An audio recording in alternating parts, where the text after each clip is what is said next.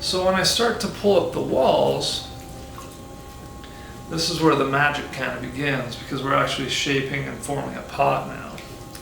And there are kind of two steps to this.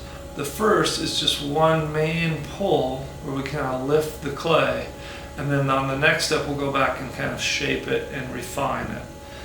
But for now, first you can see I have a tiny little wobble, so I'm just going to gently go in with my sponge and kind of compress that a little bit, almost recenter it a little, gently like that.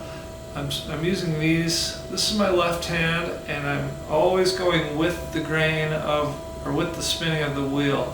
You don't want to work over here where you can gouge, your fingers can catch and gouge. Over here they have a nice glide, and those are just supporting the walls as you work with the sponge. But now for our pull, I'm going to add a little water to it so it doesn't stick. You can kind of use the sponge, see how I use it kind of like a dropper. And I'm just gently pinching in, mostly pressing with my thumb on the outside here. And you can see the clay start to move in and slowly rise up. And you may need to gently release the clay and add a little water, particularly on the inside. It tends to dry out on me. And then just continue pulling up, slowly and gently. Again, mostly with the outside. See how it's almost pushing it in to kind of create a cone. Because the spinning of the wheel is always wanting to pull it out. It's always wanting to kind of flop it open into a plate.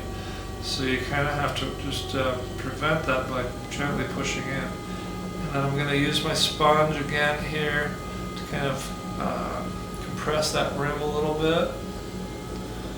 You can kind of work it back and forth to round off the rim a little bit if you need to. Pull any excess water out of the inside. And that's the first pull. That's how we basically create the height, the initial height. And then next we'll work on shaping the walls.